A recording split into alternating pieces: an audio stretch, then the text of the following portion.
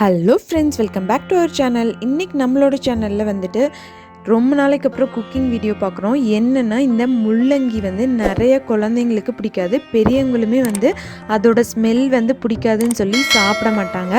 அவங்க எல்லாருமே ஆச்சரியப்படுற வகையில் நம்ம இன்றைக்கி ஒரு சூப்பரான ஸ்நாக்ஸ் ரெசிபி தான் பார்க்க போகிறோம்.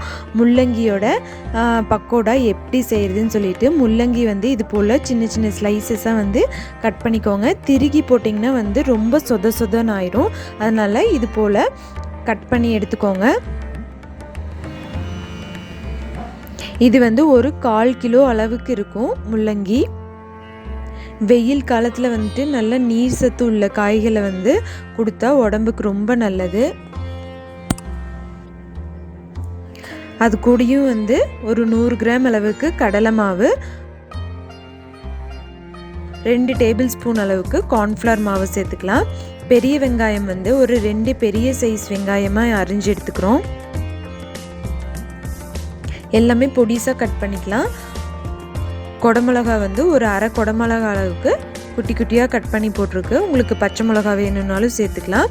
இஞ்சி பூண்டு பேஸ்ட் 1 ஸ்பூன் அளவுக்கு சேர்த்துக்கிறேன்.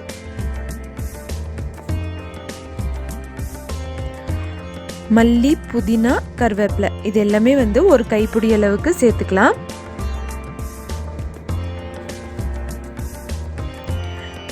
இதுக்கு தேவையான அளவு உப்பு சேர்த்துட்டு நல்லா கலக்கி விட்டுடலாம்.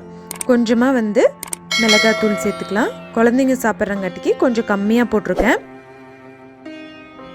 உங்களுக்கு தேவைப்படுற அளவுக்கு சேர்த்துக்கலாம். இது கூடயும் தண்ணி சேர்க்கவே கூடாது.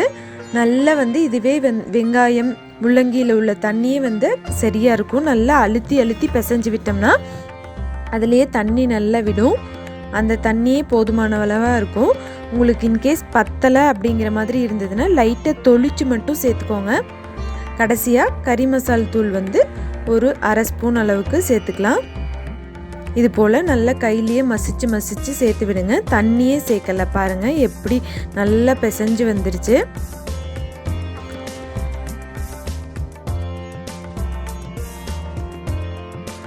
இப்போ நல்லா எண்ணெய் காஞ்சிருச்சு.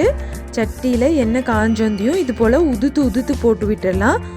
ரொம்ப பெருசாக போட்டாலும் நல்லா கிறிஸ்பியாக வராது. அதனால் இது போல் உதுத்து போட்டுடலாம். நல்லா எண்ணெய் சூடாக இருக்கணும்.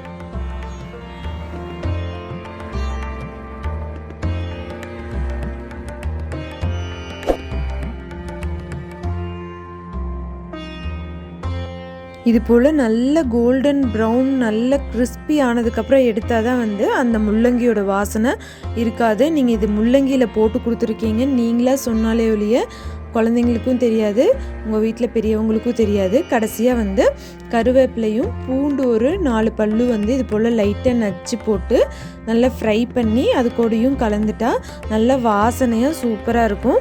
கண்டிப்பாக இந்த ரெசிபி ட்ரை பண்ணுங்கள். மறக்காமல் எப்படி இருந்தது அப்படின்னு சொல்லிட்டு கமெண்ட் பாக்ஸ்லேயும் சொல்லுங்கள்.